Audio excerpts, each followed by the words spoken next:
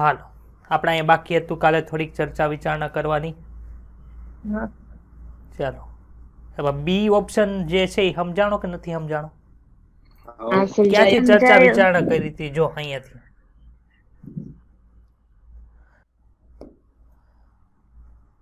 સાયસ કહેવાય છે, એ તો ખબર પડી ગઈ. કોને લીધે હોય તો કે દ્રાવ્યતાને લીધે હોય, અને સાયસ હંમેશા ઋણ હોય છે.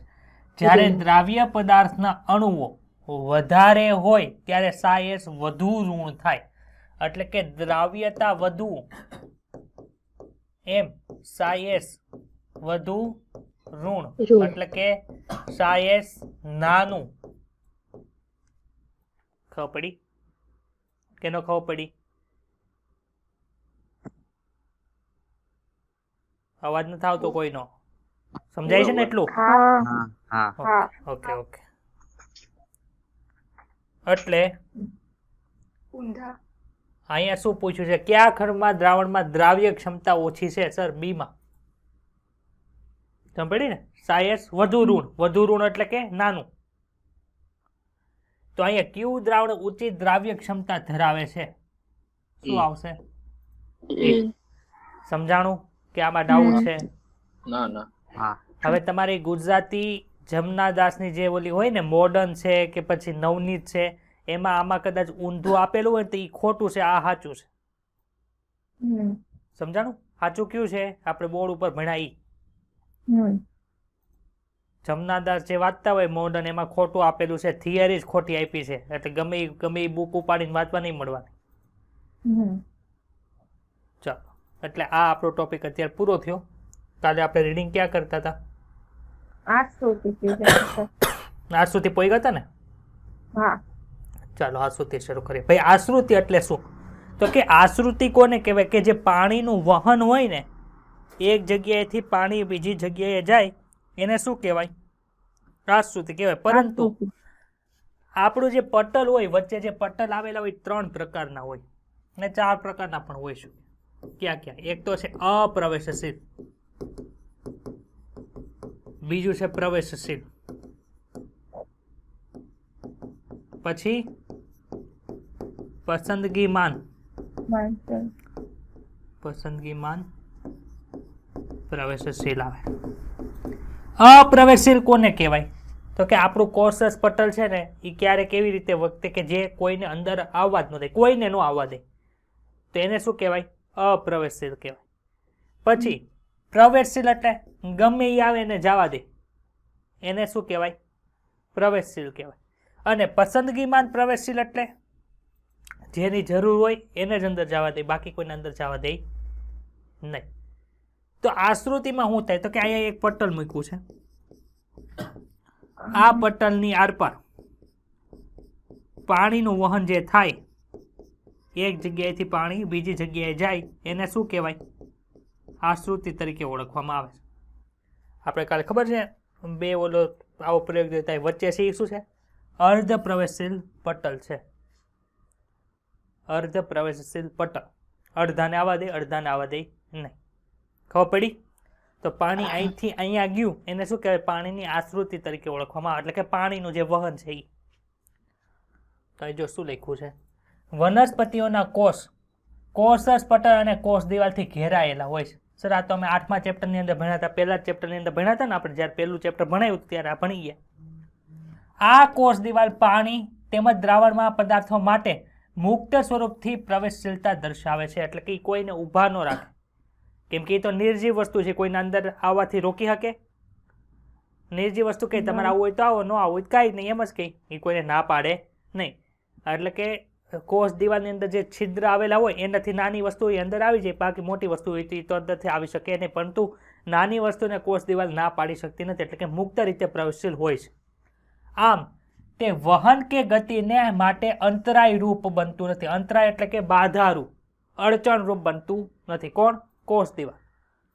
વનસ્પતિઓમાં કોષો એક મોટી મધ્યસ્થ રસધાની ધરાવે છે, જેને આપણે પાડા જેવી રસધાની કીધી હતી.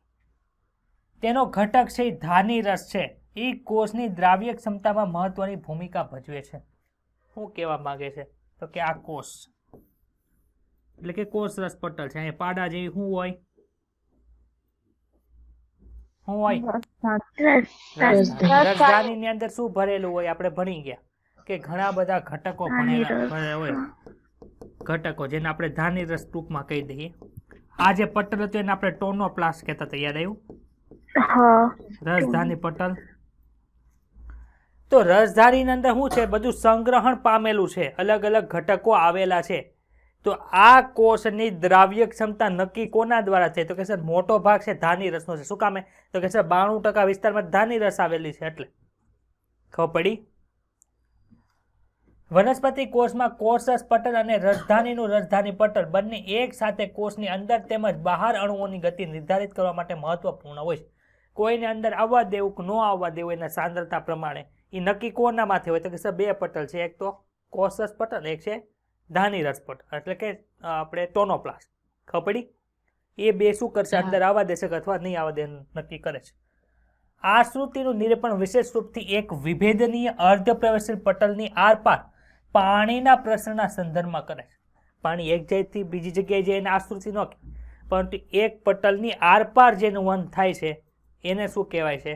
આશ્રુતિ તરીકે ઓળખવામાં આવે છે. આશ્રુતિ કેવી પ્રોસેસ છે? તો કે સ્વયંભૂ પ્રેરક બળની ક્રિયાથી થાય છે. એક જગ્યાએ પાણી વધારે રાખો, એક જગ્યાએ ઓછું રાખો, અથવા તો એક જગ્યાએ મંદ દ્રાવણ રાખો ને એક જગ્યાએ સાંદ્ર દ્રાવણ રાખો. તો મંદ દ્રાવણથી સાંદ્ર દ્રાવણ તરફ પાણીનું ઓટોમેટિક વહન થાય, એને શું કહેવાય? આશ્રુતિ તરીકે ઓળખવામાં આવે. ઓટોમેટિક થાય, એને કેવું નથી પડતું અહીંથી આમ જા, ઓટોમેટિક વયું જાય.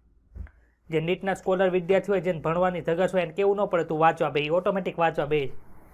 એમ પાણીનું વહન છે ઓટોમેટિક જ વયું જાય, એટલે કે સ્વયંભૂ પ્રેરક બળની હાજરીમાં થાય છે. આશ્રુતિની દિશા તેમજ ગતિ, આશ્રુતિની જે દિશા છે અને ગતિ છે એ દાબ, ઢોળાંશ તેમજ સકેન્દ્ર ઢોળાંશ પર નિર્ભર કરે છે. દાબ, ઢોળાંશ એટલે શું થાય? કઈ જગ્યાએ પ્રેશર વધુ છે, કઈ જગ્યાએ પ્રેશર ઓછું છે. સંકેન્દ્ર ઢોળાંશ એટલે કઈ જગ્યાએ વધારે સાંદ્રતા છે, કઈ જગ્યાએ ઓછી સાંદ્રતા છે, એના આધાર ઉપર કરે છે. જો સંકેન્દ્ર ઢોળાંશ વધુ હશે તો પાણી વધુ ઝડપથી જશે, સંકેન્દ્ર ઢોળાંશ ઓછો હશે તો પાણી ઓછી સ્પીડમાં આશ્રુતિ પામશે. પાણી પોતાની ઊંચી રાસાયણિક ક્ષમતા કે સાંદ્રતાથી નીચી રાસાયણિક ક્ષમતા તરફ ત્યાં સુધી વહન પામે છે જ્યાં સુધી બંને તરફ સાંદ્રતા સમાનતા સુધી ન પહોંચે.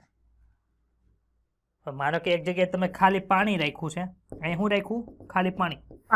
અહીંયા ખાંડ વાળું પાણી રાખ્યું છે, તો બંને બાજુ હરખી સાંદ્રતા તો કોઈ દી નો થાય ને. અહીંયા તો ખાંડ નાખેલી, ખાંડ તો અહીંયા થોડી આવી જાય. આ કેવું છે? અર્ધ પ્રવેશશીલ છે. અર્ધ પ્રવેશશીલ પટલ એટલે શું થયું? તો કે સર અર્ધ પ્રવેશશીલ પટલ છે ને દ્રાવકના અણુ હોય ને એને જવા દે, દ્રાવ્યના અણુને જવા દે નહીં. એટલે ખાંડ અહીંથી તો અહીંયા ન આવે, ખાંડ આવી શકે ન આવે. શું કામ? અર્ધ પ્રવેશશીલ પટલ વચ્ચે નાખી દીધું એટલે. પરંતુ પાણી અહીંથી અહીંયા જાય તો પાણી અહીંથી અહીંયા જાય તો બે બાજુ કોઈ દિવસ સાંદ્રતા હરખી થાય નહીં, કેમ કે અહીં ખાંડ વાળું છે એટલે ન્યાય સાંદ્રતા હંમેશા વધુ રહેવાય. તો કેટલું પાણી અહીંથી અહીંયા જાય ભાઈ? તો કે સર પાણીના અણુની સંખ્યા બે બાજુ હરખી ન થાય ત્યાં સુધી પાણી અહીંથી અહીંયા જશે. માનો કે અહીંયા ખાંડનું દ્રાવણ હોય ને અહીંયા ખાંડનું દ્રાવણ હોય તો એક જગ્યાએથી બીજી જગ્યાએ ક્યાં સુધી જાય? તો બેની સાંદ્રતા હરખી થાય ત્યાં લગી જાય. પરંતુ એક જગ્યાએ ખાલી પાણી ભરીને એક બાજુ ખાંડનું દ્રાવણ અથવા મીઠાનું દ્રાવણ ભર્યું હોય તો ક્યાંથી ક્યાં સુધી પાણી જાય? તો કે સર બે બાજુ પાણીના અણુની સંખ્યા સમાન ન થાય ત્યાં સુધી જાય. ખબર પડી? સંતુલન અવસ્થાએ બંને તરફની જલ ક્ષમતા એક સમાન થતી હોય છે. હિમાંશુ, ક્લિયર ને? આપણે ચોકલેટ ક્ષમતા સમજાતા, અહીંયા જલ ક્ષમતા છે. સમજાણું તો ચોકલેટ ક્ષમતા સમજાણી તો નથી સમજાણી? આગળ પેલા ના છોકરા બહુ હોશિયાર હતા એટલે એને સ્કૂલની અંદર પ્રયોગ કરાવતા હતા. કેવી રીતે પ્રયોગ કરાવતા હતા? તો કે સર એક બટાટું હોય, જો એ લખ્યું છે, એક બટાટાનો ઓસ્મોમીટરનો પ્રયોગ બનાવ્યો. ઓસ્મોમીટર એટલે કે ઓસ્મોલારિટી પ્રમાણે એની સાંદ્રતા માપવામાં આવે. મિલી ઓસ્મોલ નામનો એકમ છે, તમે 13મા ચેપ્ટરની અંદર પ્રકાશ સંશ્લેષણ વાળું હશે ને એમાં ભણશો. અહીંયા ઓસ્મોમીટર એટલે કે ઓસ્મોલારિટી એટલે કે સાંદ્રતા કેટલી છે એ માપવા માટેનું એક સાધન છે, બટેટાની મદદથી બનાવ્યું. શું થાય છે એમાં? તો કે બટાટા હોય એના ગ્રંથિલને પાણીની અંદર રાખવામાં આવે છે, તો બટાટાના પોલાણમાં રાખેલ શર્કરાનું સાંદ્ર દ્રાવણ આશ્રુતિ દ્વારા પાણીમાં એકત્રિત થાય છે. એટલે શું થયું? અહીંયા હું કરી નાખ્યું પાણી ભર્યું, એની અંદર નાખી દીધું બટેટું. બટેટાને અહીંથી આમ શું કરી નાખ્યું હોય, કાપી નાખ્યું હોય. એટલે કે આ તો આડો છેદ છે, પણ વચ્ચે માનો કે આ રીતનું બટેટું હોય તો વચ્ચે ખાડો પાડી દીધો, ત્યાં શું કરી નાખ્યું, ખાંડનું દ્રાવણ નાખી દીધું. સાંદ્રતા કઈ જગ્યાએ વધુ હોય, ખાંડનું દ્રાવણ હોય ત્યાં કે પાણીમાં? સાંદ્રતા ખાંડની દ્રાવણમાં હોય, અહીંયા તો પાણી છે એટલે શું થાય, પાણી અહીંથી અહીંયા વયું જાય. ક્યાંથી? આમ જાય. આથી અંદરનું દ્રાવણ કેવું થવા મળે, મંદ થવા મળે. સમજાય છે કે નથી થતું? ત્યાંથી પાણી છે અહીંયા બટાટાના પોલાણની અંદર એકત્ર થયું, કઈ પ્રક્રિયાથી થયું, તો કે સર આશ્રુતિ દ્વારા થયું. સમજાય છે? આકૃતિ 11.3 નો અભ્યાસ કરો, જેમાં બે ખંડો A અને B રાખેલ છે અને દ્રાવણો ભરીને અર્ધ પ્રવેશેલ પટલ દ્વારા દ્રાવણોને અલગ કરેલા છે. આપણે તો કરી નાખ્યો ને આ પ્રયોગ. ચાલો આપણે આગળ જઈએ. આપણે આશ્રુતિ દાબ કીધું હોય, આશ્રુતિ દાબ આજે ભણાવીશ હું હજી. એટલે સાહેબ નતો ડીપીએમ પ્રશ્ન. હા, એ મેં મૂક્યો તો, ચાય કરીને મૂક્યો તો પ્રશ્ન પૂછે છે કે નહીં જો હાટું. આશ્રુતિ દાબ હમણાં ભણાવીશ. ચાલો આપણે બીજા એક પ્રયોગની ચર્ચા કરીએ, જ્યાં પાણીમાં બનાવેલા શર્કરા દ્રાવણને શું કર્યું છે, એક થીસલ ફનેલની અંદર નાખ્યું. અહીંયા છે આકૃતિ, અત્યારે ભૂલી જાઓ, બીજી આકૃતિ દોરી. થીસલ ફનેલ કોને કે, આને શું કહેવાય ભાઈ? તો કે સર આને તો બીકર કહેવાય, અમે તો નાના છોકરાઓ નથી, અમને ખબર છે. ઉપર આવી એક ગવણી હોય, આ તો ગવણીનો આડો છેદ છે, પણ ગવણી આખી આવી રીતે હોય, થીસલ ફનેલ કહેવાય એને. ઉપર છે ને નાની વાટકી જોઈ હોય ને, નાની વાટકી ઈ ટાઈપનું હોય ને, નીચે એમાંથી આખી નળી લંબાયેલી હોય, એને થીસલ ફનેલ કહેવાય. પ્રયોગશાળામાં કાચની જોઈ હોય તો. અહીંયા થીસલ ફનેલનો આડો છેદ છે. હવે મેં શું કર્યું, આ થીસલ ફનેલને ઊંધી કરી નાખી. કેવી કરી નાખી? ઊંધી. ઊંધી કરીએ કેવી થઈ જાય જોઈએ.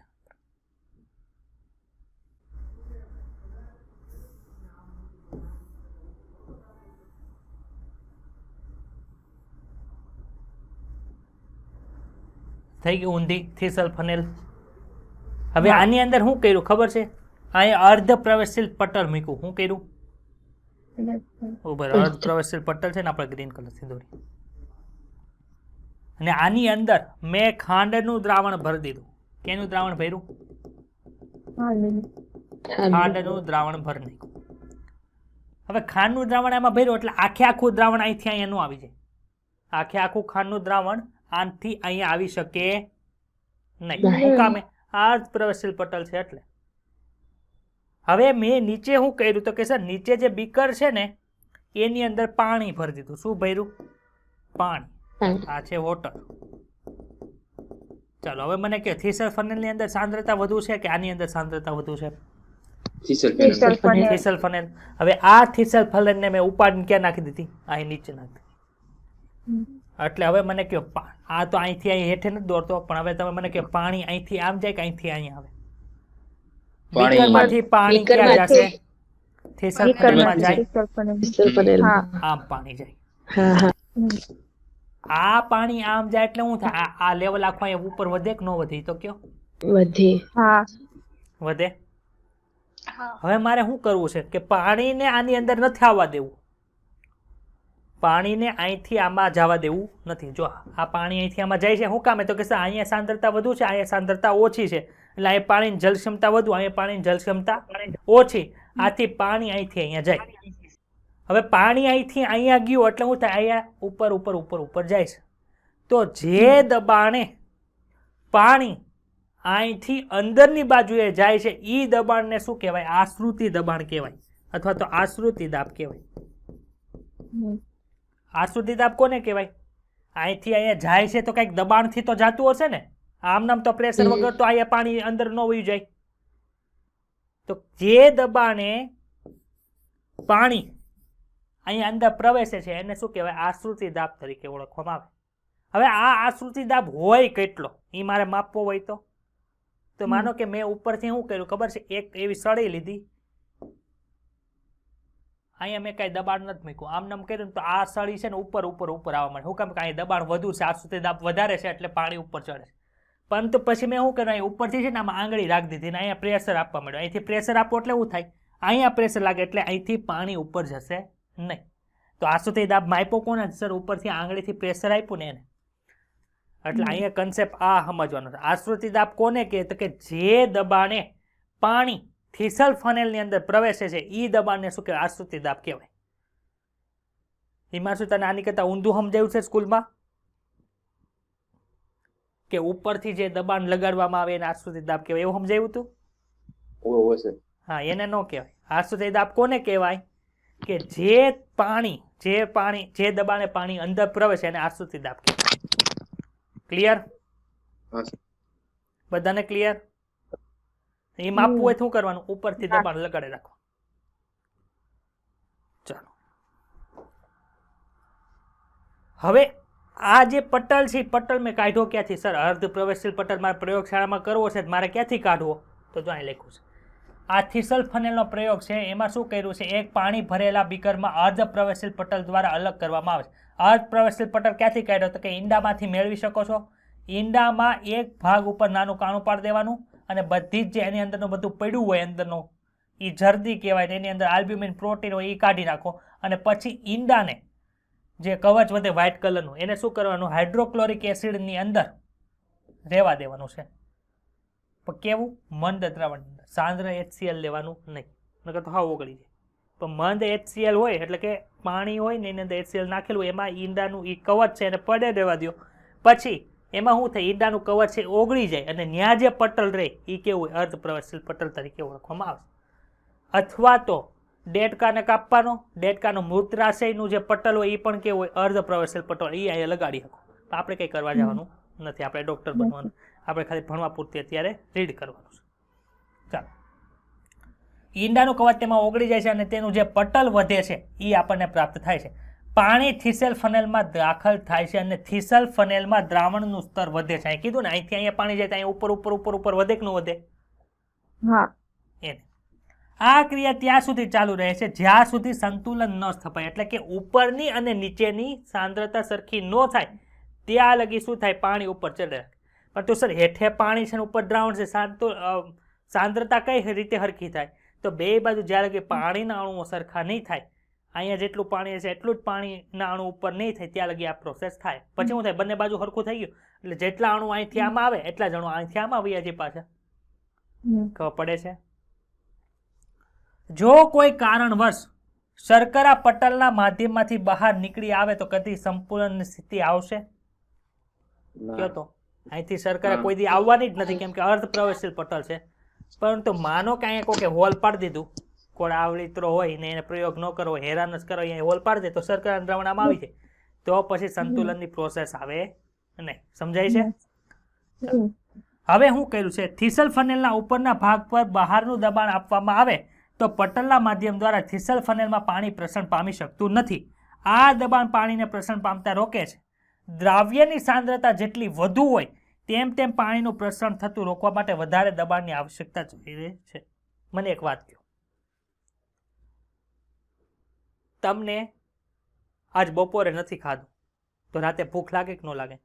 હા સર, ભૂખ તો લાગે. હવે આખો દિવસ ભૂખ્યા રાખ્યા હોય તો ભૂખ લાગે કે ન લાગે? એક માણસ છે, એને સવારે ખાવાનું આપ્યું પણ બપોરે ખાવાનું ન આપ્યું, એટલે સાંજે પૂછ્યું તો એને ભૂખ લાગી. બીજો માણસ એને આખો દિવસ ખાવાનું આપ્યું ને બીજે દિવસે પૂછ્યું તો એને ભૂખ લાગી. પરંતુ બેયને ભૂખ લાગવાની ક્ષમતા કેવી હોય, એકને ઓછી હોય ને એકને વધારે હોય.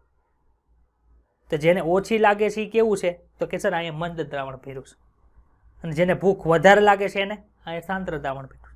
સાંદ્ર દ્રાવણ એટલે આખો દી ખાવા ન થાય પૂઈ, મંદ દ્રાવણ એટલે ખાલી બપોરે જ ખાવા ન થાય. બે વચ્ચેનો ડિફરન્સ ખબર પડી?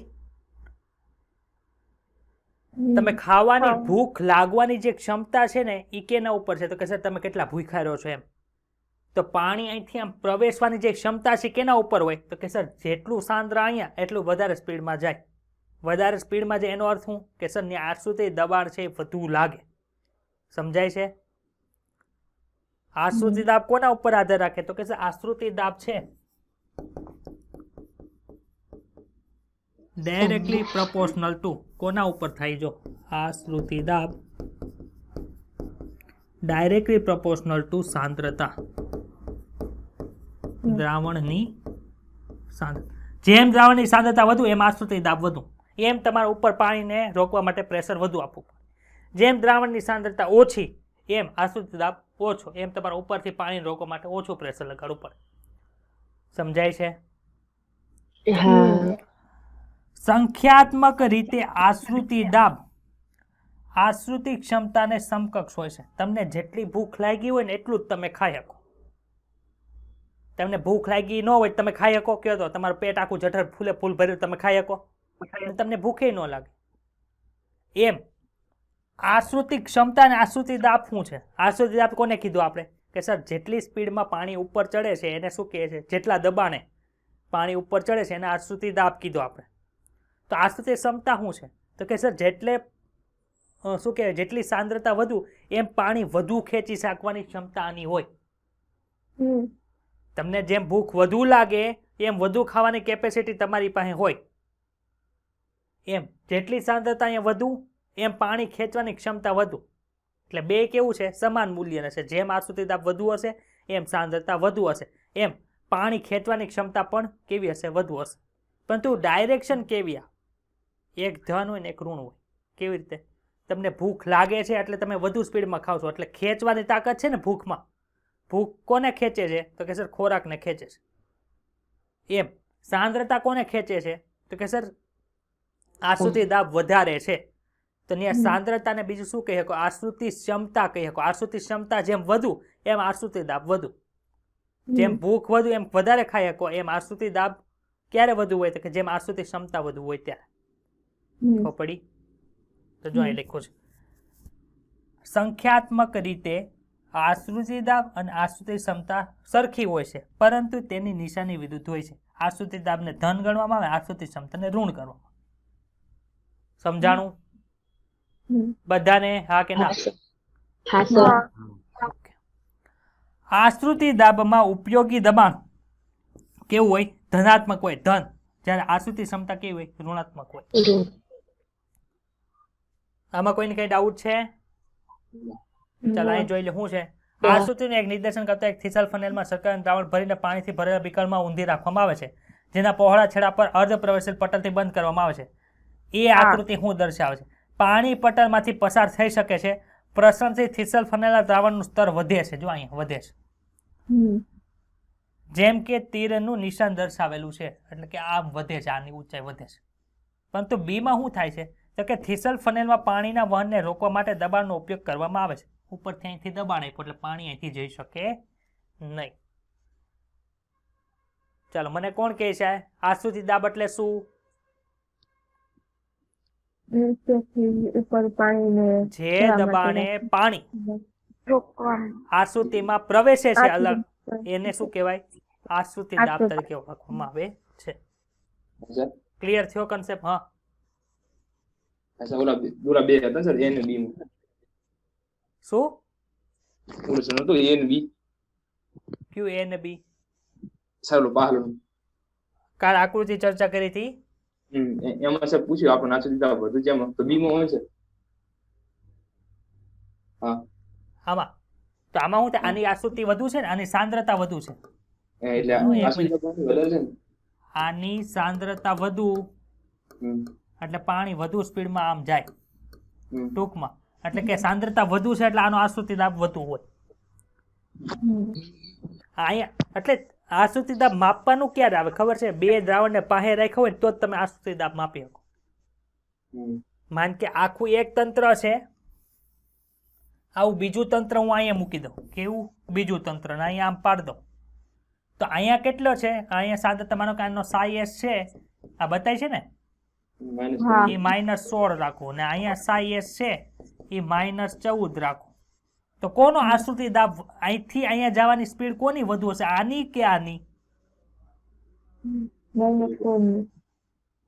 આ 1 નંબરની કે આ 2 નંબરની? 1 નંબરની. ખબર પડી? આની સાપેક્ષમાં આની સાંદ્રતા વધુ છે એટલે અહીંથી આશ્રિત દાબ વધુ હશે, આથી પાણી વધુ સ્પીડની અંદર અહીં જતું હશે. સમજાણું? આ બે ની આશ્રિત ક્ષમતા તું ન માપીએ, પણ આખું તંત્ર હોય ને બે તો તું માપી. ક્લિયર? Clear sir. આ તો આપણે કાલ ભણી ગયા કે ન ભણ્યા? હા ભણ્યા હતા ને 3. આ કેવું છે? આમાં ક્યાં મૂક્યું? તો કે સર આમાં અધિસાંદ્ર દ્રાવણ ની અંદર મૂક્યું છે, એટલે કે હાઇપર કીધું હતું ને, હાઇપરટોનિક માં મૂક્યું છે. હા એટલે શું થાય છે? બધું બહાર નીકળી જાય, એને રસ સંકોચિત કોષ કહેવાય. આમાં શું છે? સમસાંદ્ર દ્રાવણ ની અંદર મૂક્યું છે. સમસાંદ્ર એટલે કોષની અંદર જેટલી સાંદ્રતા હોય એટલી જ બહારના રસની હોય, એટલે કે આને આઇસોટોનિક કીધું. આઇસોટોનિક. આમાં કેવું કર્યું છે સર? ચીમડાએ ગયેલો કોષ છે ને એને અહીંયા નાખ્યો, એટલે શું થાય? ફૂલવા મળે છે. એટલે આને કેવું કીધું તું? અધોસાંદ્ર અથવા તો હાઇપોટોનિક કીધું. ક્લિયર થઈ ગયું? ચાલો. શિથિલ કોષ એટલે શું થયું? જેવો છે એવો ને એવો રહે, જાડિયો નથી થતો ને પતલો નથી થતો. રસ સંકોચિત કોષ એટલે પતલો થઈ જાય. અને આ કેવો છે? રસ નિસંકોચિત કોષ અથવા તો આસુન કોષ, એટલે કે ફૂલે છે. જો કોષ ફૂલે છે, આ કોષ ચોરસ ને ચોરસ રહે છે, આ પતલો થઈ જાય છે ને આ જાડિયો થાય છે. જે જાડિયો થાય છે એને કેવો કોષ કહેવાય? આસુન કોષ તરીકે ઓળખવામાં આવે. તો આસુન કોષ ની અંદર સાયપી કેવો હોય? ધન હોય. ખબર છે ને? પોઝિટિવ કાલ કીધું. ચાલો રીડિંગ કરો. રસ સંકોચન એટલે શું? વનસ્પતિ કોષોમાં પાણીના વહનનો આધાર તેમની આસપાસના દ્રાવણ પર નિર્ભર કરે છે. જો બહારનું દ્રાવણ કોષ રસના આશ્રુતિ દાબને સંતુલિત કરે, આશ્રુતિ દાબને સંતુલિત કરે એટલે શું થયું? જેટલું અહીંથી બહાર નીકળે એટલું જ પાછું અંદર વયું છે, એટલે આશ્રુતિ દાબ સરખો થઈ ગયો બેયનો. તેને શું કહેવાય? સમસાંદ્ર દ્રાવણ અથવા તો આઇસોટોનિક સોલ્યુશન કહેવાય. જો બહારનું દ્રાવણ કોષ રસ કરતા ઓછું સંકેન્દ્રિત હોય, 3જા નંબરની, તો એને શું કહેવાય? અધોસાંદ્ર દ્રાવણ કહેવામાં આવે છે. જો બહારનું દ્રાવણ ખૂબ જ વધારે સાંદ્રતાયુક્ત હોય તો તેને અધિસાંદ્ર દ્રાવણ કહેવાય. કોષો અધોસાંદ્ર દ્રાવણની અંદર ફૂલે છે અને અધિસાંદ્ર દ્રાવણમાં તેઓ સંકોચન પામે છે. ડાઉટ હોય તો બોલો. નહીં. નથી ને? સમજાય છે કે ઊંઘ આવે છે? ઓકે ચાલો. રસ સંકોચન ક્યારે થાય?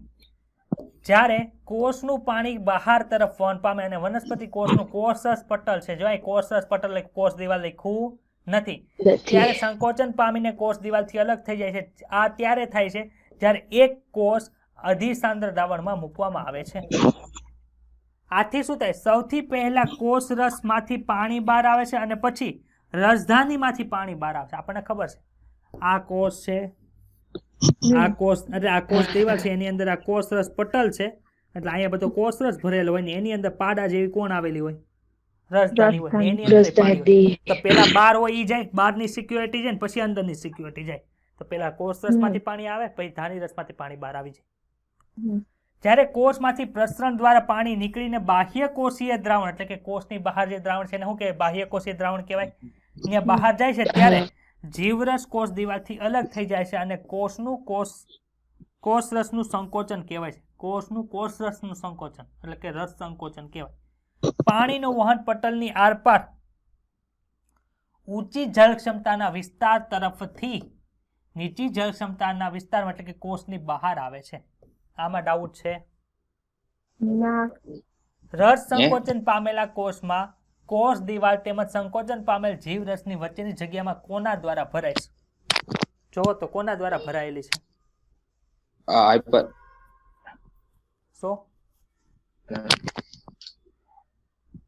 અધિસાંદ્ર દ્રાવણ છે, અહીંયા કોષ રસ છે, તો અહીંયા વચ્ચેનું આ જે છે એ ભાગ કોનાથી ભરાય છે? તો કે સર આ દ્રાવણ ન ગળી જાય પાછું અંદર, કેમ કે કોષ દિવાલ તો પ્રવેશેલ જ હતી. કોષ દિવાલ કેવી હતી? પ્રવેશશીલ જ હતી. ઈ કોઈ નાનો પડે એ ઉભો રહે એમ નો કે ઈ તો ડોબા જેવી, હાલો આવી જાવ મને શું છે ઈ એમ. સમજાણું? જ્યારે કોષને સમસાંદ્ર દ્રાવણમાં મૂકવામાં આવે છે તો પાણીમાં કુલ જથ્થા પર અંદર કે બહારની તરફ કોઈ ફેર પડતો નથી. એટલે કે આવી રીતે મૂકવા સમસાંદ્ર દ્રાવણ છે તો શું થાય? માનો કે આમાંથી 5 પાણીના અણુ બહાર આવી ગયા તો પાછા 5 અણીના અણુ ક્યાં આવી જાય? અંદર આવી જાય. એટલે નેટ ફ્લો કેવો થઈ જાય? નેટ ફ્લો ઝીરો થઈ જાય. ખબર પડી? જો બાહ્ય દ્રાવણ કોષરસ પર આશ્રિત દાબને સંતુલિત રાખે છે તો તેને સમસાંદ્ર દ્રાવણ કહેવાય. કોષોમાં પાણી અંદર અને બહારની સમાન રૂપે વહેતું હોય છે, એટલે જેટલું અંદર આવે તેટલું જ બહાર છે. આ સ્થિતિને શિથિલ કોષ અથવા તો ફ્લેસિડ, નામ યાદ રાખજો. ફ્લેસિડ એટલે શું? શિથિલ સ્થિતિ તરીકે ઓળખવામાં આવે છે. આમાં સાયપી કેટલો હોય? ધન સાઈ પી કેટલો હોય? શૂન્ય કોઈ 0 ઝીરો ઝીરો સમજાણું? હા ચાલો, રસ સંકોચનની ક્રિયાને સામાન્ય રીતે પ્રતિવર્તી હોય છે. જ્યારે કોષોને અધોસાંદ્ર દ્રાવણ મૂકવામાં આવે, તો ઓલો ચીમડાઈ ગયેલો કોષ હતો એને અધોસાંદ્ર દ્રાવણની અંદર નાખી દીધો, તો શું થાય? જળ ક્ષમતા કે કોષ રસની તુલનામાં મંદ દ્રાવણ છે એની અંદર રાખવામાં આવે તો કોષમાં પાણીનું પ્રસરણ થાય છે અને કોષ રસની દિવાલ પર દબાણ ઉત્પન્ન થાય છે, જેને આસુંદાબ કહેવામાં આવે છે. પાણી પ્રવેશવાને કારણે જીવરસ દ્વારા ઉદ્ભવેલી સખત દિવાલ પરના દબાણને દાબ ક્ષમતા અથવા તો સાયપી કહેવાય. ખબર પડી? આસુંદાબ અને સાયપી એટલે શું? હા જો કોષ રસની દિવાલ ઉપર થઈ, કોષ રસની દિવાલ એટલે શું થયું? કોષ રસ પટલ થયું, અહીંયા પાણી ગળે તો અહીં દબાણ લગાડે, તો હા એને આસુંદાબ કે. હવે આ આસુંદાબ છે અહીંથી ફૂલી ગયો તો અહીંયા કોષ દિવાલ હોય, એની ઉપર જે દબાણ લગાડે એને શું કહેવાય? આસુંદાબ દાબ ક્ષમતા અથવા તો સાયપી કહેવાય. નો સમજાણું? કન્ફ્યુઝ થઈ ગયા? સર સમજાઈ ગયું. સુરભી ફરી બસ જો આ કોષ દિવાલ છે, બરોબર? શું છે આ? Cell wall. એની અંદર ચીમડાઈ ગયેલો બાજુમાં ઉદાસ થયેલો કોષ બેઠો છે. આ શું છે? કોષ રસ પટલ. એટલે સમજણ પડી? અહીંયા કેવું દ્રાવણ ભર્યું ભાઈ? મંદ દ્રાવણ ભર્યું છે કે નહીં? હા ઓ ભાઈ, અહીંયા મંદ દ્રાવણ છે. કોના કરતા મંદ દ્રાવણ છે સર? કોષ રસની અંદર હોય ને એની કરતા મંદ દ્રાવણ છે. હવે શું થાય કયો તો? પાણી અંદર જાય કે ન જાય? હા સર, પાણી અંદર જાય. આ પાણી અંદર ગયું, કોષ દિવાલમાંથી પછી કોના જાય? કોષ રસ પટલની અંદર જાય. હવે આ પાણી અંદર ગયો એટલે કોષ રસ પટલ ઉપર છે દબાણ લગાડે કે ન લગાડે? લગાડે તો કોષ રસ પટલ ઉપર દબાણ લગાડે એટલે કોષ ફૂલે કે ન ફૂલે? તો અહીંયા કોષ રસ પટલ ઉપર જે દબાણ લાગે ને એને શું કહેવાય સર? એને આસુંદાબ કહેવાય. શું કહેવાય? આસુંદાબ. કોના ઉપર દબાણ લાગ્યું ભાઈ? કોષરસ પટલ ઉપર. હવે કોષ રસ પટલ છે આની ઉપર દબાણ લાગ્યું, પાણી અંદર જાય એટલે કોષ પાછો ફૂલે કે ન ફૂલે? ફૂલે. હવે કોષ ફૂલશે એટલે પેલા તો નાનો એવો હતો, હવે મોટો મોટો કોષ થઈ ગયો,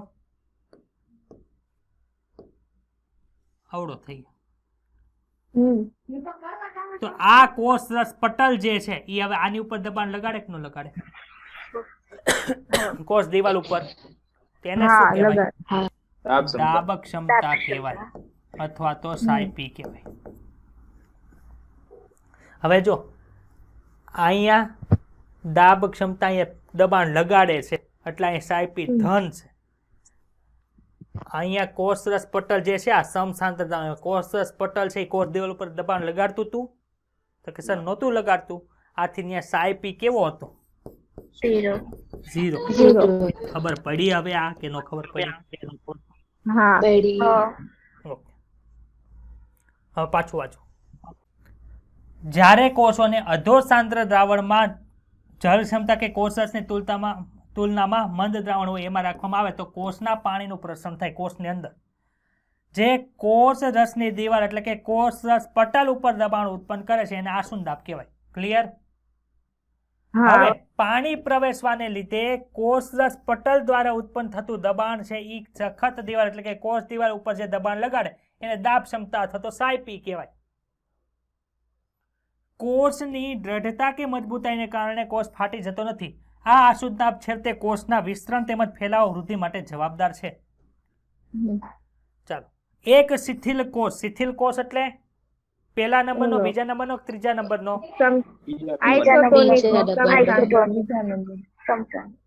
એક નંબરનો, બે નંબરનો, 3 નંબરનો? બીજા નંબરનો. વેરી ગુડ સંતોષ. બીજા નંબરનો જે કોષ છે એમાં સાયપી કેટલો હોય મને કયો? 0. વનસ્પતિઓ સિવાયના કયા સજીવમાં કોષ દિવાલ હોય છે? સર અમને ખબર છે, ફૂગમાં હોય, મોનેરામાં હોય, વનસ્પતિમાં હોય. ભણી ગયા ને આપણે? ક્રાઇસોફાઇટ્સ ની અંદર એ આવતી હતી. હા કોની અંદર ક્રાઇસોફાઇટ્સ માં આવતી હતી? ગ્લાયકોસાઇડ્સમાં સિલિકાની હતી. એટલે કે પ્રોટિસ્ટા ની અંદર ક્રાઇસોફાઇટ્સ માં અને ડાયનોફ્લેજેલસ ની અંદર આપણને જોવા મળતી હતી, જ્યારે યુગ્લિનોઇડ્સ ની અંદર નહોતી. ત્યાં પેલિકલ હતું, ખબર ને, પ્રોટીન વાળું. હા વેરી ગુડ. ચાલો, અંતઃચૂષણ અથવા તો અંતઃશોષણ કોને કહેવાય? આમાંથી કેટલાના ઘરે લાકડાના દરવાજા છે? લાકડાના દરવાજા? હા ચોમાસાની અંદર બાયણું બંધ કરીએ ને પછી ખોલવા હાટુ ઘણીવાર પાટા મારવા પડે, ખબર?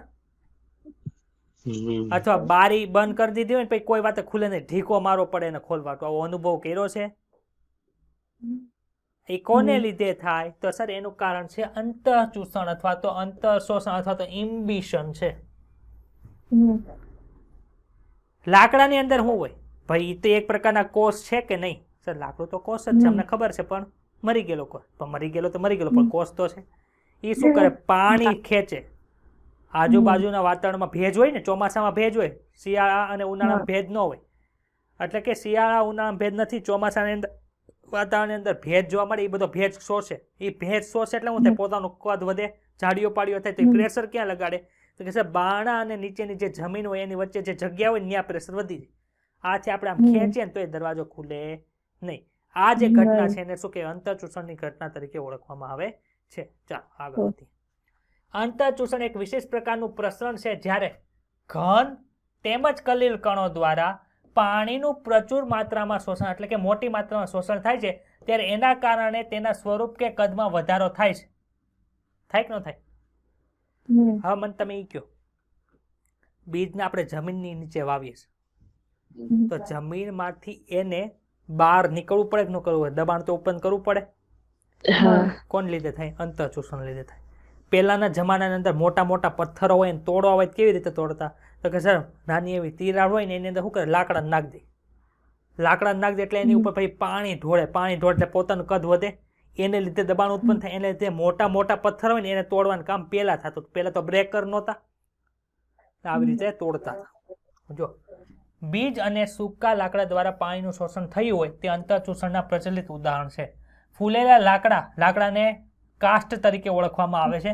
એનીથી ઉત્પન્ન થતો જે દબાણનો ઉપયોગ પૌરાણિક માનવી દ્વારા, એટલે કે પહેલાના જમાનાના માનવી દ્વારા મોટા પથ્થરોને તોડવા માટે કરવામાં આવતો હતો. જો અંતઃચૂષણ દ્વારા દબાણ ઉત્પન્ન થતું ન હોય તો જમીન પર ખુલ્લામાં વનસ્પતિઓનું બીજાંકુરણ પણ શક્ય બને નહીં. તેઓ સંભવતઃ જમીનમાં સ્થાપિત થઈ શકતા નથી. અંતઃચૂષણ પણ એક પ્રકારનું પ્રસરણ છે, કારણ કે પાણીનું વહન સંકેન્દ્રણ ઢાળને અનુસરે છે. કેવી રીતે? બહાર ભેજ હોય તો બહાર પાણી વધુ, આપણા બારણાના લાકડાની અંદર પાણી ઓછું. બીજ કે અન્ય તેના જેવા પદાર્થોમાં પાણી નહિવત જ હોય છે. આપણે કાલ ભણ્યા હતા, શુષ્ક દેખાય પણ પાણી કેવું હોય? બહુ ઓછી પ્રમાણની અંદર એની અંદર હોય છે. આથી તેઓ પાણીનું શોષણ સરળતાથી કરી શકે છે. શોષણ અને અંતઃશોષણ થતા પદાર્થની વચ્ચે જળ ક્ષમતા ઢાળ સર્જાય તે આવશ્યક છે. આપણને ખબર છે પાણીનું વહન ક્યારે થાય? તો કે સર એક જગ્યાએ જળ ક્ષમતા ઓછી, એક જગ્યાએ જળ ક્ષમતા વધુ તો થાય, બાકી થાય ને. આથી એની વચ્ચે જળ ક્ષમતા ઢાળ સર્જાય એ કેવો છે? જરૂરી છે. આ સિવાય કોઈ પણ પદાર્થ જે કોઈ પણ પ્રવાહીનું અંતઃચૂષણ કરી શકે છે એ પણ જરૂરી છે. આ પૈકી અવશોષણ કરનાર પદાર્થ અને અવશોષણ પામતા પ્રવાહી વચ્ચે નિકટતાનો સંબંધ હોવો જોઈએ, તે પણ જરૂરિયાત છે.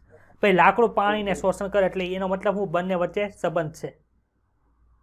કેરોસીનને બાજુમાં ઢગલો કરી દેજો, પાણી શોષણ કરશે? સર નહીં કરે.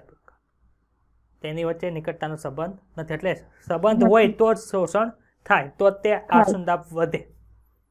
તો અંતઃચૂષણમાં કઈ ડાઉટ? હવે આપણે પાણીનું વહન ભણવાનું છે. અત્યાર સુધી હું માથાકૂટ કરી સર, આપણે પાણીનું વહન ભણવું હોય તો પાણીનું એક જગ્યાએ બીજી જગ્યાએ કઈ રીતે જઈ જોવું પડે. તો આપણે ભણી ગયા એક જગ્યાએ બીજી જગ્યાએ કઈ રીતે જાય. હા, એ ભણી ગયા. પછી એક કોષની અંદર કોણ જાય, એક કોષની બહાર કોઈ કેવી રીતે જાય એ પણ આપણે ભણી ગયા. પ્રસરણ દ્વારા જાય, સાનુકૂલિત પ્રસરણ દ્વારા જાય અને સક્રિય વહન દ્વારા જાય, એ પણ આપણે બધું ભણી ગયા. હા, ભણી ગયા. એટલે કોષની આરપાર કેવી રીતે વહન થાય એ ખબર પડી ગઈ. એક પાણી છે એ એક જગ્યાએથી બીજી જગ્યાએ કઈ રીતે જાય એ પણ ખબર પડી ગઈ. આશ્રુતિ દાબ વિશે પણ આપણને ખબર પડી ગઈ. જળ ક્ષમતા વિશે પણ આપણને ખબર પડી. આમાં કોઈને કઈ ડાઉટ હોય તો બોલો. નથી ને ડાઉટ? હીરવા, ના. પિનલ, સુરભી, ના સર. હિમાંશુ, હિરલ, संतोष, तुषार? नहीं सर। जागते रहो, सोने का टाइम नहीं है अभी. જાગો છો ને બધા? મારે આમ નજીક આવીને જોવું પડશે. જાગે છે, ખૂતા છે? હા, જાગે જ છે. સરસ. તો સર આપણે એવું ભણ્યા કે પ્રસરણથી એક જગ્યાએથી બીજી જગ્યાએ જવાય. તો પાણી શું પ્રસરણથી જાય કે બીજા દ્વારા જાય? તો આપણે જોઈએ. ચાલો, અગાઉના અભ્યાસમાં તમે એક પ્રયોગ કર્યો હશે. આ પ્રયોગ દરમિયાન તમે રંગીન પાણીમાં સફેદ પુષ્પો સહિત ડાળીને ડૂબાડી હોય. એટલે કે કેવું પુષ્પ લીધું ભાઈ? સફેદ કલર. એટલે દલપત્ર કેવું હશે સર? સફેદ કલરનું હશે. હવે એને તમે પાણીમાં નાખી દો ને, પણ પાણી કેવું લેવાનું? સફેદ નહીં. એની અંદર છે ને ધૂળેથી રમતા હોય ને એવું એક પાણી લઈ આવો, ત્યાંથી ડબલું ઉપાડી આવો, નેહું નાખી દેવાનું, સફેદ પુષ્પ નાખ્યું. તો તમે કલાક પછી જોવો ને તો સફેદ પુષ્પ પછી કેવા રંગનું થાય ખબર? તમે જેવા પાણીમાં અંદર ડુબાડ્યું હોય ને એના અંદરનું એવા કલર થઈ.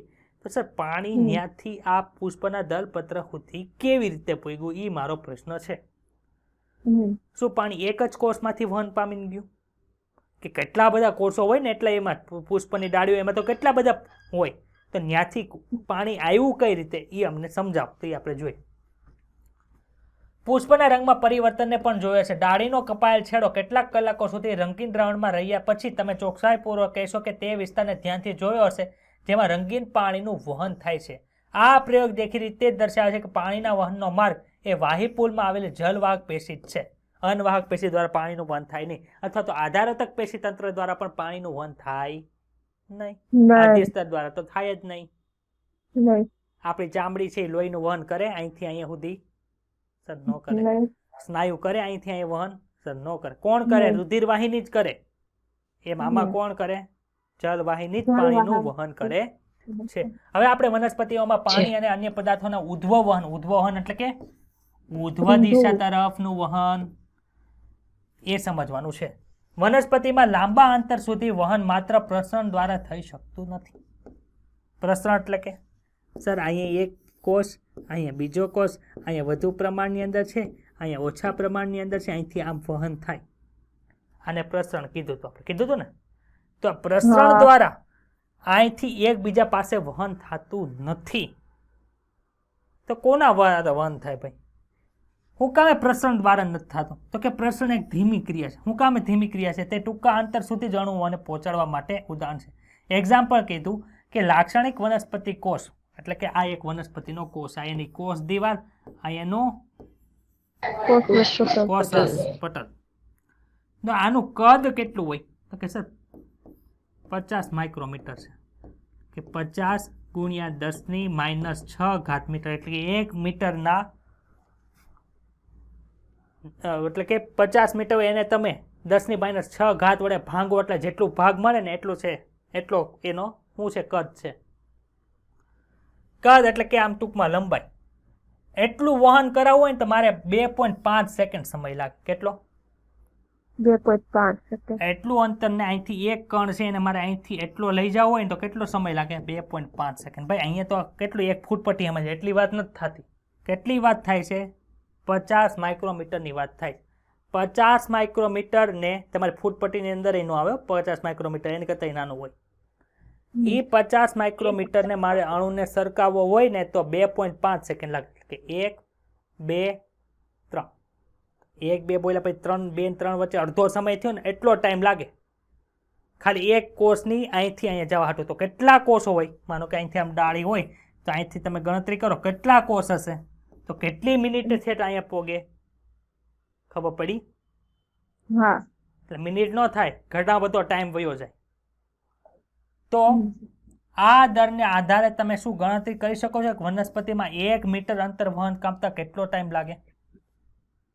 જો આપણે ગણતરી કરીએ.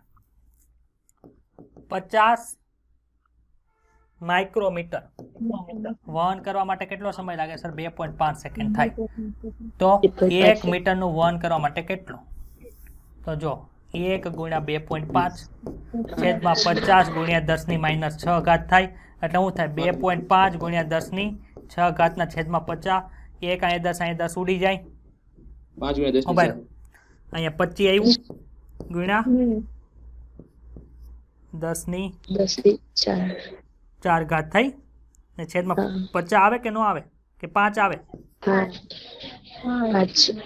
5 આવે 55 5 દી 25.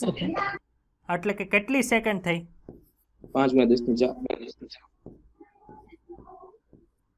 50,000 સેકન્ડ થઈ કે નો થઈ એટલે 1 મીટર તમારે અંતર કપાવવું હોય ને તો 50,000 સેકન્ડ તમારે લાગે 50,000 સેકન્ડ એટલે કેટલી કલાક થઈ જોવો તો 3600 સેકન્ડે 1 કલાક 1 કલાક ગણો કેટલી કલાક થઈ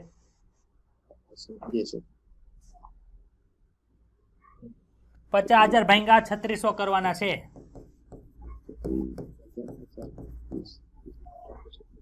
9 કલાક જેવું થાય છે. હે આમાંય ઊંધું મારેલું છે કેટલાક વર્ષો લખેલા છે અમુક અમુક ચોપડીની અંદર એટલે ઈ ખોટું છે હમ. મારે કેટલાક વર્ષો લખેલું. હા એટલે ઈ છે ને ઈ ખોટું છે 1.3 કલાક ક્યાં જેવું સર? કેટલાક 1.3 વર્ષો નો લાગે 1.3 કલાક જેટલું થશે 1.3 કલાક 1 મીટર ને થાય ને તો 1 મીટર ને 1.3 કલાક થાય તો છેલ્લે સુધી ખાલી પાણીનો એક અણુ પુગાડ હોય તો 1 મીટર તો લાંબી કઈ આપણી વનસ્પતિ નો હોય આંબો છે તો એ 2 માળ ઊંચો હોય તો કેટલા મીટર થાય ઈ ગણવાનું તો એક પાણીના અણુને ન્યા પોગાડતા એટલી કલાક થાય વિચાર કરો કેટલો ટાઈમ જોવે ખબર પડી તો પ્રસરણ દ્વારા થાય કે ન થાય સર પ્રસરણ દ્વારા તો પાણીનું વહન થાય નહીં વનસ્પતિ આમનામ ફૂંકાઈને મરી જાય કંઈક બીજું કરવું પડે એટલે મોટા તેમજ જટિલ સજીવોમાં મોટા ભાગના પદાર્થનું વહન લાંબા અંતર સુધી થાય છે ક્યારેક ઉત્પાદન કે શોષણ તેમજ સંગ્રહના સ્થાન એકબીજાથી ઘણા દૂર હોય છે આમ પ્રસરણ કે સક્રિય વહનમાં આપણે ઉર્જાની જરૂર પડે એમાં કેટલા બધા એટીપી વપરાઈ જાય ઈ એટીપી થી સક્રિય વહન પણ પર્યાપ્ત નથી એટલા માટે જ લાંબા અંતરના વહન માટે ચોક્કસ વાહક તંત્ર છે આપણામાં આવેલું હોય છે ને ભણ્યા તમે વાહક તંત્ર કે જેની અંદર કોષની અંદર વિશિષ્ટ પ્રકારના કોષ બની ગયા તેની અંદર પોલાણ હતું યાદ આવ્યું સાથી કોષ ચાલની નલિકા પછી જલવાહિની કી યાદ આવે છે ને બધું એ બધું જોવે છે જેથી પદાર્થનું આવશ્યક રીતે ઝડપથી વહન થઈ શકે પાણી ખનિજ અને કોનો માઇક કોણ છે જોવા દે ટીપી નાખ્યો ને આવીને હવે પાણી ખનિજ અને ખોરાક સામૂહિક પ્રણાલી દ્વારા વહન પામે સામૂહિક પ્રણાલી એટલે શું તે આપણે ભણવાના છીએ સામૂહિક વહન એ સામૂહિક રીતે પદાર્થનું વહન કરે છે એટલે કે ખાલી પાણીના એક ટીપાનું એટલે કે ખાલી પાણીના એક અણુનું વહન ન થાય આખી પાણીની લાઈનનું વહન થાય તમે મોટરથી પાણી ચડાવતો હું એક ટીપાનું વહન થાય કે આખો પાણીનો ફ્લો જાય પાણીનો ફ્લો આખો પાણી ફ્લો જાય પણ કોની મદદથી મોટરની મદદથી એમ આમાં મોટર તો હોય નહીં પણ બીજા બળની મદદથી શું થાય છે આખો પાણીનો ફ્લો જાય છે તેને શું કહેવાય સામૂહિક વહન તરીકે ઓળખવામાં આવે છે સામૂહિક વહન એ સામૂહિક રીતે પદાર્થનું વહન એક સ્થાનથી બીજા સ્થાન સુધી બે બિંદુઓની વચ્ચે દબાણની ભિન્નતાના પરિણામ સ્વરૂપે થાય છે એટલે એક જગ્યાએ દબાણ વધુ એક જગ્યાએ દબાણ ઓછું બીજા શબ્દ એક જગ્યાએ જળ ક્ષમતા વધારે એક જગ્યાએ જળ ક્ષમતા ઓછી ખબર પડી હા સામૂહિક વહનની એ વિશેષતા છે કે પદાર્થ દ્રાવણના સ્વરૂપમાં હોય છે કે નિલંબિત સ્વરૂપે હોય ઘન પદાર્થ ન હોય પાણકાનું વહન છે હેઠેથી પથ્થરનું વહન ઉપર કરવું ન થાય પણ ખનિજ દ્રવ્યો છે એ કેવા છે દ્રાવણના સ્વરૂપમાં પાણી ઓગળેલા છે એટલે એનું વહન થઈ ગયું પછી શર્કરા છે કડક ન હોય ખાંગડા હાકર જોઈ છે ને બધા ગળી ખાધી છે ને કે ખાંડ ખાધેલી છે ને એનું વહન ન થાય કેમ કે ઘન પદાર્થ એ ઓગળેલા ફોર્મની અંદર હોય તેનું વહન થાય સમજાય છે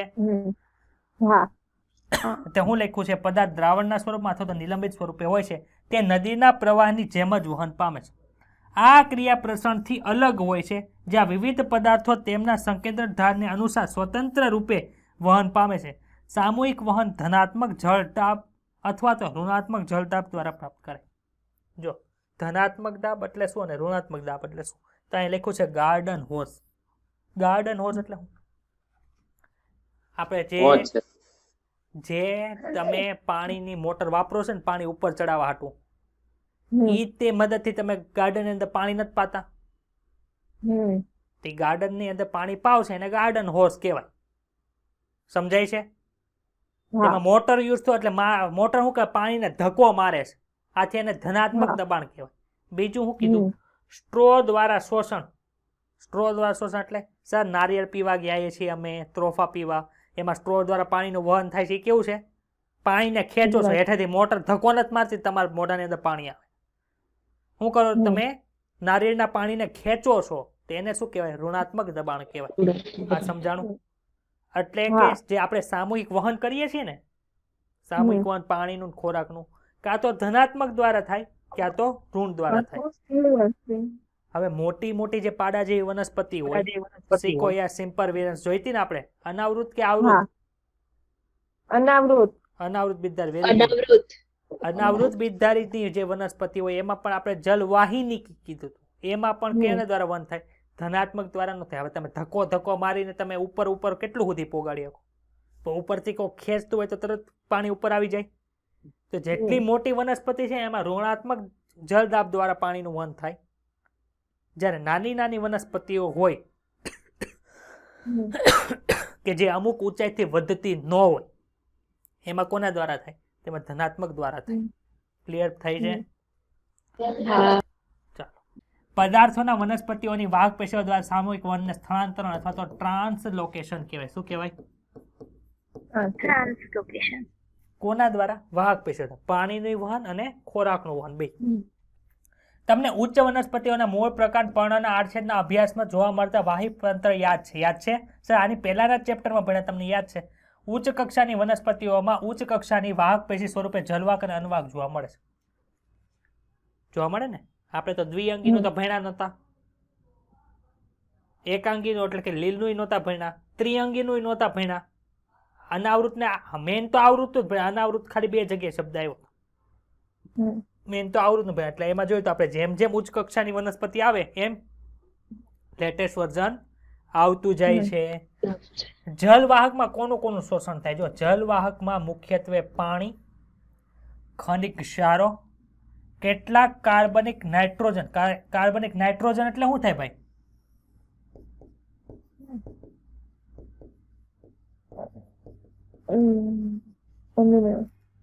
એમિનો એસિડ. હમ. અને અંતઃસ્ત્રાવો મૂળથી હવાઈ ભાગો સુધી સ્થળાંતર થાય છે. ખબર પડી? હા. અંતઃસ્ત્રાવનું વહન કોના દ્વારા થયું? જળવાહક પેશી. 2020 ની અંદર આમાંથી પ્રશ્ન પૂછાઈ ગયો હતો. 2020માં નીટમાં આમાંથી પ્રશ્ન પૂછો. અનવાહકમાં તો સર કાર્બનિક અને અકાર્બનિક બંને દ્રવ્યો પર્ણોથી વનસ્પતિઓના વિવિધ ભાગોની અંદર વહન પામે છે. તો આમાં કોઈને કઈ ડાઉટ હોય તો બોલી શકે છે. ચલો, વનસ્પતિ પાણીનું શોષણ કઈ રીતે કરે છે? એટલે કે આપણે આ થોડીક ચર્ચા થોડીક થઈ ગઈ છે 6થા ચેપ્ટરમાં. અત્યારે થોડીક જ વાત કરવાની. મેં ત્યારે કાસ્પેરિયન પટ્ટિકા આવી હતી ત્યારે સમજાવ્યું હતું, યાદ છે? હા કાસ્પેરિયન પટ્ટિકા હા. કયા સ્તરની અંદર હતી? મૂળના?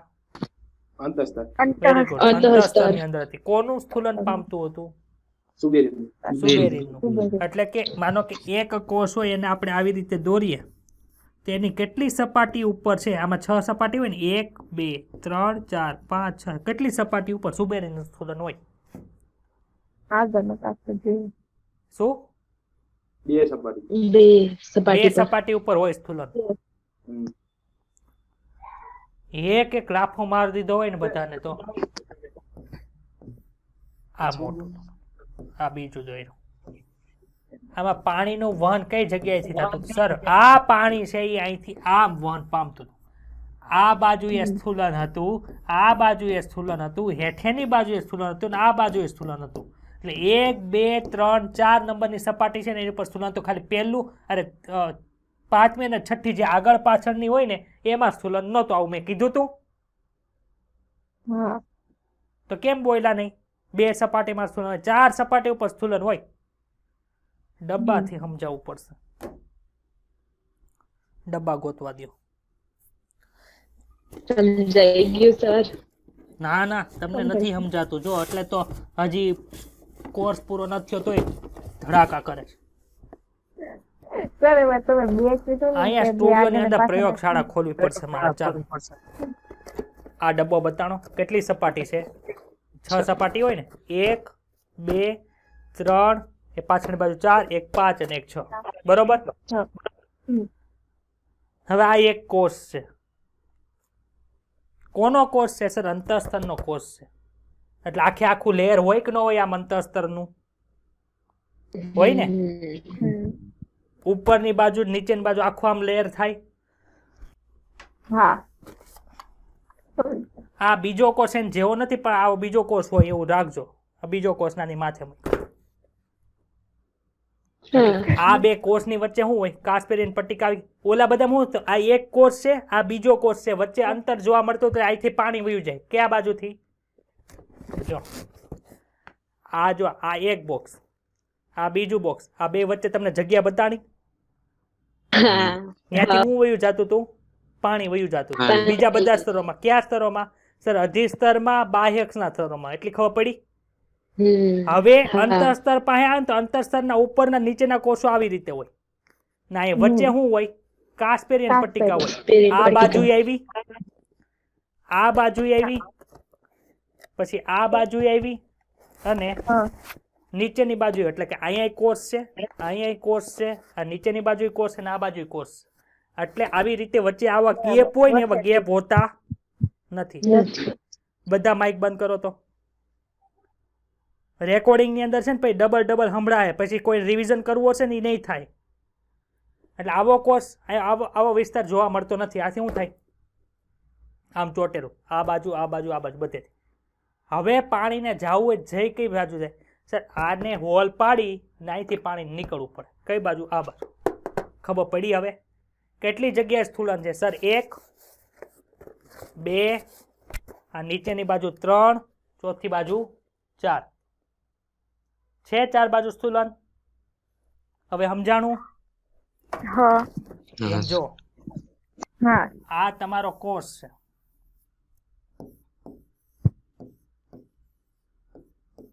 આ ઉપરની બાજુ સ્થૂલન, આ બાજુ સ્થૂલન, નીચેની બાજુ સ્થૂલન, આ બાજુ સ્થૂલન. અહીંયા કોષ હોય, દિવાલ આવી જાય, બધે આવું થઈ ગયું. પાણી જવું હોય જાય ક્યાં સર? આ બાજુનું જે કોષરસ પટલ હોય એને વિંધીને આમ જવું પડે. હા હવે સમજાણું કે ન સમજાણું? કેમ કે સર અહીંયા જે જગ્યા હતી ને એ કાસ્પેરિયન પટ્ટિકા દ્વારા કેવી થઈ ગઈ છે? બંધ થઈ ગઈ છે. એટલે આંતરકોષીય અવકાશ જોવા મળતો નથી. ચાલો રીડિંગ કરો. આપણે જાણીએ છીએ કે વનસ્પતિમાં પ્રવેશ પામતું પાણી મૂળ દ્વારા શોષાય છે. એટલા જ માટે આપણે જમીનમાં પાણી સિંચીએ છીએ. પાણી પર્ણો ઉપર નાખતા નથી. આપણે કોઈ પણ ઝાડવું વાવ્યું હોય ને તો પાણી જમીનમાં વાવીએ. આમ પિચકારી નથી મારતા પાંદડા પર. લે વનસ્પતિ તું પાણી પી એવું નથી કહેતા. ક્યાં નાખીએ? જમીનની અંદર નાખીએ. શું કામે? તો કે સર મૂળ છે ને એની પાસે કેપેસિટી છે કે પાણીનું શોષણ કરે. જો અહીંયા આકૃતિ છે. કઈ ગઈ આકૃતિ? જો આ મૂળ રોમ છે, બતાય છે. એક કોષીય છે આખો. હા આ એક કોષીય મૂળ રોમ બતાણું. હવે જો હા એક એવો પાથ છે, એટલે કે એક એવો માર્ગ છે એમાં પાણી જો આંતરકોષીય અવકાશમાં જાય છે, કોષને છેદન નથી કરતું. આ અધિસ્તર છે, આ બાહ્યકના કોષો છે ને આપણને આંતરકોષીય અવકાશ જોવા મળતું હતું. એટલે અહીંયા સુધી ગયું. પરંતુ આ જો પાસે ગોઠવાયેલા કોષો આવી ગયા. બતાણું અહીંયા બધાને તમને આખી લાઈન. ત્યાં શું હોય સર? ત્યાં તો કાસ્પેરિયન પટ્ટિકા આવી ગયું એટલે પાણી ડાયરેક્ટ જઈ શકે નહીં. આથી પાણી ક્યાં જવું પડે સર? કોષની અંદર ગળી જવું પડશે. સમજ પડી? બીજું વહન જો આ કોષરસ પટલને છેદીને થાય.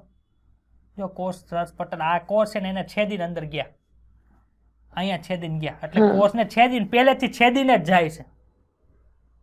બે પ્રકારના પાણીના વહન થયા. તો કે જેમાં કોષ દિવાલની કિનારી હોય એટલે કે આંતરકોષીય અવકાશ દ્વારા પાણીનું વહન થાય એને અપદ્રવ્ય પથ કહેવાય. ને જેમાં કોષરસ પટલને વિંધીને જે વહન થાય એને શું કહેવાય? સદ્રવ્ય પથ તરીકે ઓળખવામાં આવે છે. અહીંયા બાહ્યક લખો, અહીંયા કાસ્પેરિયન પટ્ટી લખી, અંદર પરિચક્ર, અનવાહક ને જલવાહક લખી. એમાં કોઈ કઈ ડાઉટ હોય તો બોલો. અહીં જો જલવાહક સુધી શું પાય છે? પાણી જાય છે. પછી આ જલવાહક પાછી અહીં ઊભી પાઇપલાઇન હોય, આમ પાઇપલાઇન હોય એટલે અહીંથી પાણી પછી આમ ઉપર ચડે રાખે. ખબર પડી? પણ જલવાહક સુધી પોગવું હોય મૂળની અંદર તો કેમાં બાહ્યકમાંથી ને એમાંથી પસાર થઈને જવું પડે. પ્રકાંડમાં આમ ન જાય. પ્રકાંડમાં તો શું હોય, પાઇપલાઇનથી આમ પાણી ઉપર જતું હોય, પરંતુ મૂળમાં વહન કરવું હોય તો બધાને છેદીને પાણીને જવું પડે. ખબર પડે છે? તો સદ્રવ્ય પથ ને અપદ્રવ્ય પથ એટલે શું સમજાણું બધાને? હિરલ હા ધાતો પાડ, માઇક અનમ્યુટ કરીને હા પડે પછી પદ બંધ કરી દેવાય. હા. ચલો હવે આ કોષો, અધિસ્તરના કોષો બાહ્યકના એક જ સ્તર લીધું છે, બાકી ઘણા બધા સ્તરો આપણે બધા જાણીએ છીએ. આ અંતઃસ્તર ને પરિચક્ર. પાણીને હું ગ્રીન કલરથી દર્શાવું છું. આ પ્લાઝ્મોડેસ્માટા છે. કોષ રસ્તાનું તો આપણે કીધું હતું ને, કોષ એકબીજા સાથે જોડાયેલું હોય ને એકબીજાનું વહન કરાવે. ચાલો આ કોષ દિવાલથી પાણી ગયું અંદર અંદર અંદર, પણ અહીંયા તો શું છે, કોષ અહીંયા કાસ્પેરિયન પટ્ટિકા આવી ગઈ, આથી પાણીને હવે કોષની અંદર જવું પડે. તો આ ગ્રીન કલરથી દર્શાવ્યું કેવું વહન છે, સદ્રવ્ય કે અદ્રવ્ય? અદ્રવ્ય. અપદ્રવ્ય. બરોબર. અપદ્રવ્ય. હવે જો બીજું છે ઈ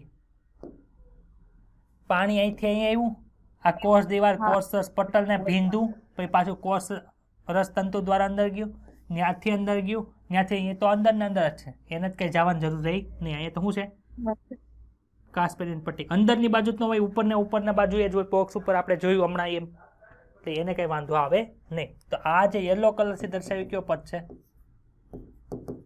સદ્રવ્ય. ક્લિયર? ડાઉટ છે? તો સર અહીંથી આખું આ જે હોય ને ત્યાંથી પાણી અહીંયા આવી ગયું, પછી અહીંયા જલવાહક પેશી આવી ગઈ, ત્યાંથી હવે પાણી ઉપર જાય.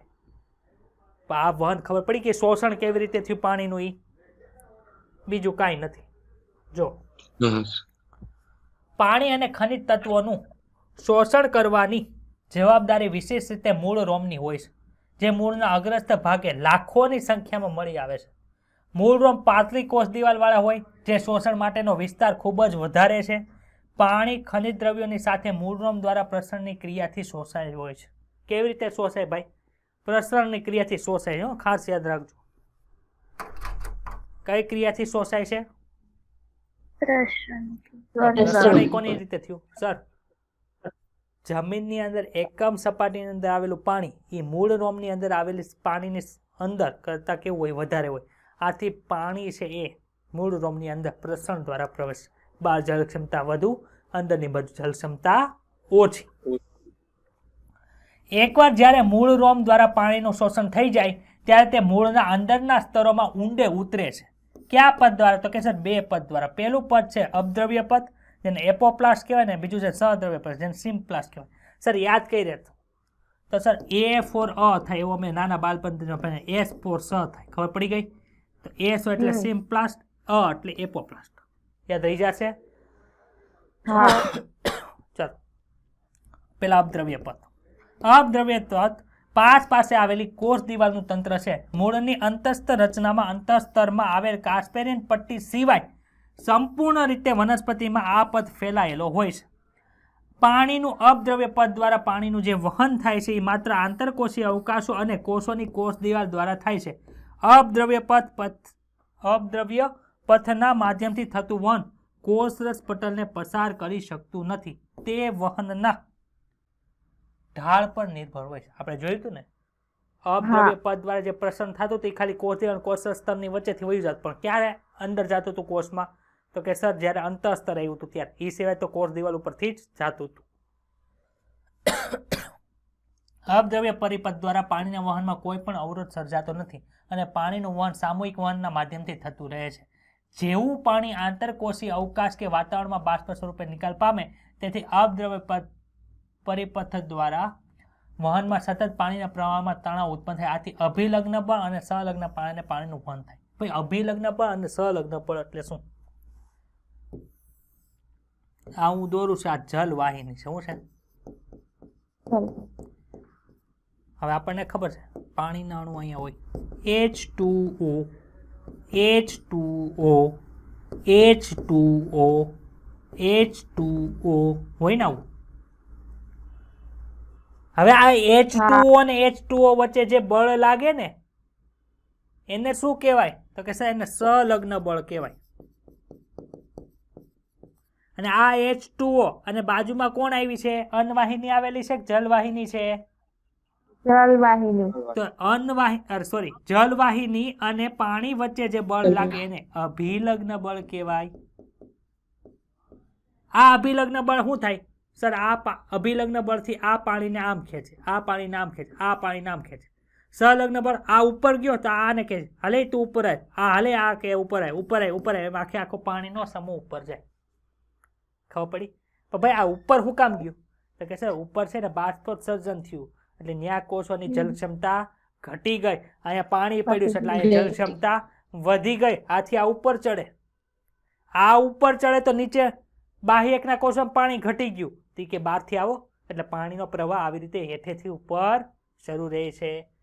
સહદ્રવ્ય તંત્ર આંતર સંબંધિત કોષ રચના તંત્ર સાથે સંબંધિત છે. નજીકના કોષો એકબીજા સાથે કોષ રચના તંતુની મદદથી ગાઢ રીતે સંકળાયેલા હોય છે.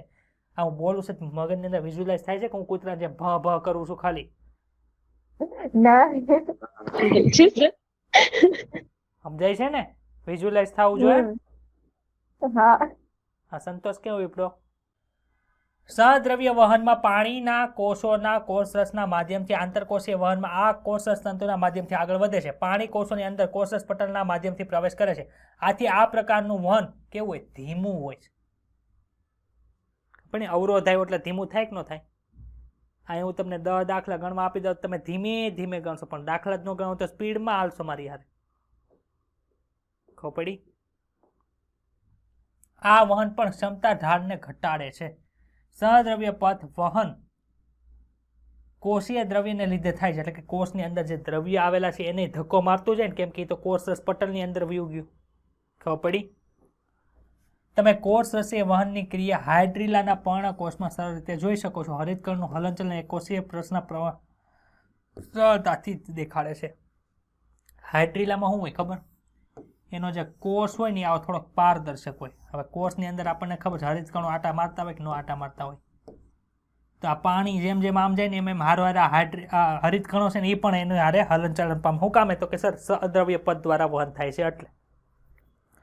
હરિતકણો તો આમને ઠેકડા જ ન મારતા હોય, કોકની હારે જ જાય પાણીના પ્રવાહ હારે.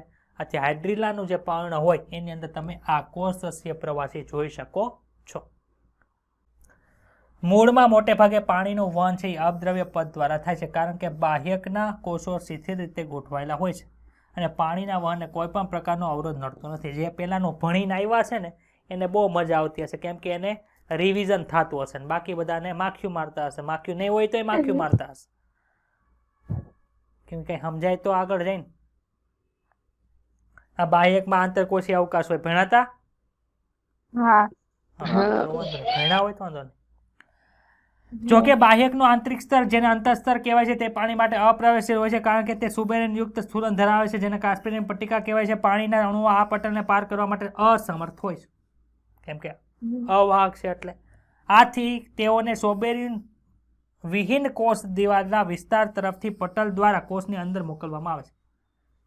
આગળની અને પાછળની સપાટી ખબર પડી ને, ઉપર નીચે આ બાજુ ના બાજુ તો સુબેરિન હોય. હવે પછી તે કેમાં વયું ગયું? સહદ્રવ્ય પદ દ્વારા થતું વહન પટલને પસાર કરે છે. પાણીનું વહન જલવાહકના કોષો કે એકમાં પાણીનું વહન જલવાહકના કોષો અથવા તો એકમો સુધી થાય છે. પાણીનું વહન અંતઃસ્તરમાં પટલોને પસાર કરતું હોવાથી તે સહદ્રવ્ય રીતે પસાર થાય છે. આ એકમાત્ર માર્ગ છે જેમાં પાણી અને અન્ય દ્રાવ્ય પદાર્થો વાહી પુલમાં પ્રવેશ કરે છે.